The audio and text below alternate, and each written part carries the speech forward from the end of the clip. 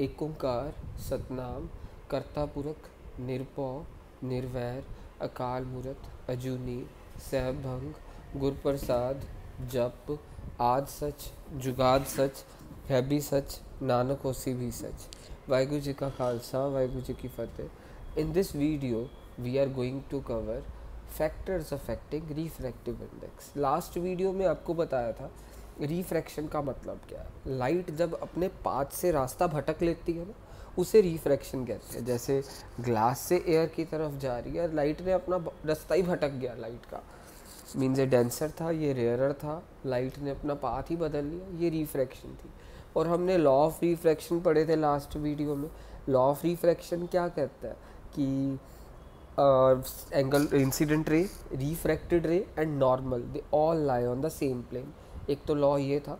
दूसरा लॉ ये था, सेकंड लॉ को हम स्नेल लॉ ऑफ रिफ्रैक्शन भी कहते हैं। वो क्या कहते हैं, sine of i divided by sine of r is equal to constant. That constant is called refractive index.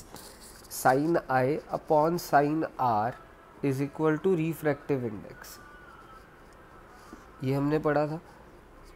अब जैसे अब लाइट ग्लास से एयर में जा रही है, इसको कैसे लिखेंगे, ग्लास पहले फिर एयर इधर, इसको रीड कैसे करेंगे, refractive index of air with respect to glass. ये भी आपको लास्ट वीडियो में बताया था कि लाइट एयर में जा रही है तो यहाँ पे एयर, यहाँ पे ग्लास। कहाँ से जा रही है, ग्लास से किधर जा रही है, एयर की तरफ। इसको रीड ऐसे करते हैं, refractive index of air with respect to glass. तो अब ये रिफ्रैक्टिव इंडेक्स के फैक्टर्स कौन से फैक्टर्स पे डिपेंड करता है refractive index. Factors affecting refractive index. सबसे पहला फैक्टर है nature of medium. Nature of medium का मतलब है कि जैसे हम यहाँ पे मैंने रिफ्रैक्टिव इंडेक्स लिखा, refractive index of 2 with respect to 1, इसको ऐसे ही रीड करेंगे। जितनी मीडियम 2 की जितनी मीडियम 2 में स्पीड ऑफ लाइट की कम होगी मीडियम 1 से, उतना ही ज़्यादा रिफ्रैक्टिव इंडेक्स होगा। मीडियम 2 एंड मीडियम 1 दी आप जो स्पीड कंपेयर करिए, जितनी कम होगी speed of light in medium 2 in comparison to medium 1, उतनी ही ज़्यादा रिफ्रैक्टिव इंडेक्स होगा।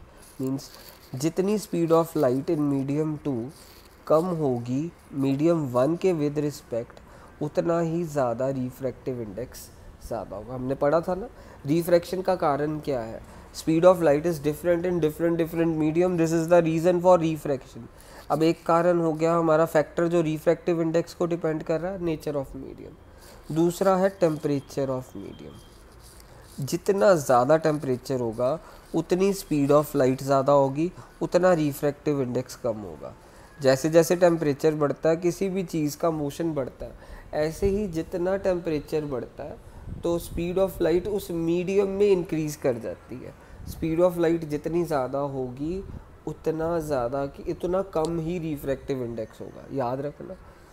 मीन्स यहाँ पे जितनी यानी स्पीड ऑफ लाइट मीडियम 2 में कम होगी मीडियम 1 से, हमने पढ़ा था कि उतना ही ज़्यादा रिफ्रैक्टिव इंडेक्स होगा। अब हमने टेम्परेचर पढ़ा, टेम्परेचर पढ़ने से स्पीड ऑफ लाइट बढ़ जाती है, speed of light in particular medium बढ़ जाती है।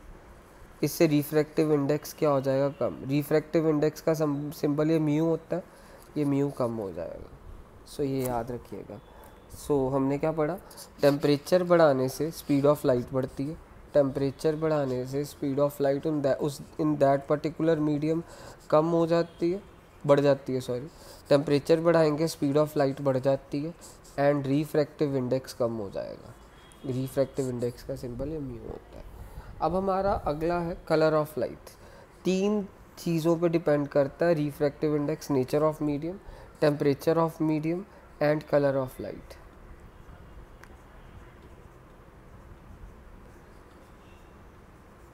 अच्छा, आपने जब कभी भी डायग्राम देखी होगी ना प्रिज्म वाली, सो प्रिज्म में जब लाइट पास करती है तो 7 रंग्स में 7 रंगों में टूट जाती है।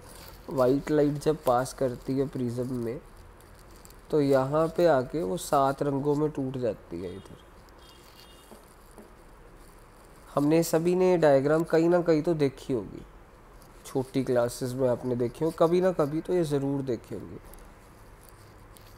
सबसे ज़्यादा झुकी हुई लाइट कौन सी होती है? वॉयलेट सबसे ज़्यादा बेंड करती है। और इसी 7 रंगों में सबसे ऊपर वाला रंग किसका होता है? रेड का। मीन्स जो लाइट सबसे ज़्यादा भटक रही है, मीन्स उसका रिफ्रैक्टिव इंडेक्स क्या होगा? सबसे ज़्यादा।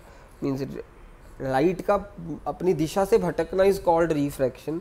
और हम देखते हैं कि जब ये वाइट लाइट को प्रिज्म से पास करते हैं वो 7 रंगों में टूट जाती है, और सबसे नीचे ये वायलेट कलर होता है। मीन्स सबसे ज़्यादा अपने पाथ से कौन भटक रही है? Violet light. सो विबग्योर में जो सा वायलेट कलर है उसका रिफ्रैक्टिव इंडेक्स सबसे ज़्यादा होगा, याद रखिएगा। विबग्योर में वायलेट का रिफ्रैक्टिव इंडेक्स सबसे ज़्यादा होगा, रिफ्रैक्टिव इंडेक्स मैक्स। और विबग्योर वाली लाइट्स में सबसे कम रिफ्रैक्टिव इंडेक्स किसका होगा? रेड लाइट का, याद रखिए। सो जब लाइट, एक और चीज़ याद रखना, आप सभी को पता है क्रेस्ट एंड स्ट्रफ क्या होते हैं। क्रेस्ट एंड ट्रफ का मतलब क्या था? अपने छोटी क्लासेस में पढ़ा। मींस जब हम लाइट वेव या साउंड वेव बनाए, कुछ ऐसी शेप होती है, ऊपर वाले इन चीज़ों को क्रेस्ट कहते हैं, क्रेस्ट, और नीचे वाली ये चीज़ों को क्या कहते हैं? ट्रफ। तो क्रेस्ट, दो क्रेस्टों के बीच वाले डिस्टेंस को वेवलेंथ, वेवलेंथ, ठीक है, ये याद रखना। अच्छा, और कितनी वेव्स बन रही हैं? कितनी वेव्स बन रही हैं? एक वेव, फिर दूसरी वेव, 2 वेव बन रही है। इसकी फ्रीक्वेंसी कितनी हो गई? 2। जब लाइट एक मीडियम से दूसरी मीडियम में जाती है, क्या क्या चेंज होता है? स्पीड चेंज होती है, वेवलेंथ चेंज होती है, बट फ्रीक्वेंसी सेम रहती है, ये याद रखना। जब लाइट एक मीडियम से दूसरे मीडियम में जाती है, मैं आपको फिर से बता देता हूँ। जैसे ये डायग्राम बनाई मैंने, इसमें नंबर ऑफ वेव्स काउंट करें। 1 वेव, 2 वेव, तीसरी वेव, चौथी वेव। फ्रीक्वेंसी कितनी है? 4 हर्ट्ज। और means number of waves produced in 1 second is called frequency. ये 2 क्रेस्ट एंड 2 ट्रफ के बीच वाला गैप इज कॉल्ड वेवलेंथ। जब लाइट एक मीडियम से दूसरे मीडियम की ओर जाती है, स्पीड बदलती है लाइट की, वेवलेंथ भी बदलती है, फ्रीक्वेंसी सेम रहती है, याद रखना। रिफ्रैक्शन का कारण, speed of light is different in different mediums. So अब आप देखिए, speed of light different in different medium की होता है। हमने पढ़ा हुआ है velocity of light is equal to frequency into wavelength. मैंने आपको बोला फ्रीक्वेंसी सेम रहती है, वेवलेंथ चेंज करती है, it changes. Frequency same, wavelength change, means velocity भी बदलेगी। ये पॉइंट ज़रा ध्यान से देखना। इस पॉइंट को मैं अच्छे से आपको क्लियर करता हूँ। इस पॉइंट के रिलेटेड एक क्वेश्चन पेपर में आ सकता है, बहुत इंपॉर्टेंट है वो क्वेश्चन। आपने पढ़ा हुआ है velocity is equal to frequency into wavelength. और हमने ये पढ़ा अभी रिसेंटली, हमने ये पढ़ा कि जब लाइट एक मीडियम से दूसरे मीडियम में जाती है तो उसकी वेलोसिटी चेंज करती है, पढ़ा? यस। वेवलेंथ भी चेंज करती है, यस। और फ्रीक्वेंसी हमेशा कांस्टेंट रहती है, एक मीडियम से दूसरे मीडियम की तरफ जाती है, frequency remains constant, velocity and wavelength changes. अब हमारे पास देखिए, अभी हमने बताया कि रिफ्रैक्टिव इंडेक्स किसका मैक्सिमम है यहाँ पे, वॉयलेट एंड रेड लाइट में। मींस वॉयलेट में वॉयलेट लाइट का रिफ्रैक्टिव इंडेक्स मैक्सिमम है, मींस इसमें स्पीड ऑफ लाइट क्या होगी? कम, मींस वेलोसिटी कम होगी, मींस उसकी वेवलेंथ भी क्या होगी? कम होगी। याद रखना ये रिलेशनशिप। हमने अभी क्या पढ़ा? Velocity is equal to what? Frequency into wavelength. हमने अभी ये पढ़ा velocity is equal to frequency into wavelength. तो मैंने आपको बोला जब लाइट एक मीडियम से दूसरे मीडियम में जाती है, वेलोसिटी भी लाइट की बदलती है, वेवलेंथ भी बदलती है, फ्रीक्वेंसी सेम रहती है। अभी मैंने आपको बताया था कि विबग्योर में सबसे ज़्यादा लाइट कौन सी लाइट अपना रास्ता भटकती है? सबसे ज़्यादा लाइट भटकती है रास्ता अपना वॉयलेट लाइट। तो रिफ्रैक्टिव इंडेक्स वॉयलेट का क्या होगा? सबसे ज़्यादा होगा। मींस वॉयलेट का रिफ्रैक्टिव इंडेक्स सबसे ज़्यादा है, मींस जिसका भी रिफ्रैक्टिव इंडेक्स सबसे ज़्यादा होता है तो मींस उसका वेलोसिटी क्या होती है? सबसे कम। वेलोसिटी, उसमें स्पीड ऑफ लाइट सबसे कम होगी। मींस वॉयलेट का रिफ्रैक्टिव इंडेक्स ज़्यादा तो उसकी वेलोसिटी कम होगी एंड उसकी वेलोसिटी वेवलेंथ भी कम होगी। अगर वेलोसिटी कम होगी, वेवलेंथ भी कम होगी। और रेड का रिफ्रैक्टिव इंडेक्स मैंने आपको बताया सबसे मिनिमम है, मींस रिफ्रैक्टिव इंडेक्स मिनिमम है, मींस उसमें लाइट ज़्यादा तेज़ी से जा पाएगी, मींस वेलोसिटी भी ज़्यादा और वेवलेंथ भी ज़्यादा। इसमें आपको, मेरे को पता कन्फ्यूजन आएगी आपको, अभी बता रहा हूँ। रिफ्रैक्टिव इंडेक्स जितना ज़्यादा होगा, रिफ्रैक्टिव इंडेक्स का सिंबल होता है ये म्यू, जितना ज़्यादा होगा उतनी वेलोसिटी उस मीडियम में क्या होगी, कम होगी। जितना रिफ्रैक्टिव इंडेक्स ज़्यादा होगा उतनी speed of light in that medium कम होगी, जितनी वेलोसिटी कम होगी उतना वेवलेंथ कम होगी।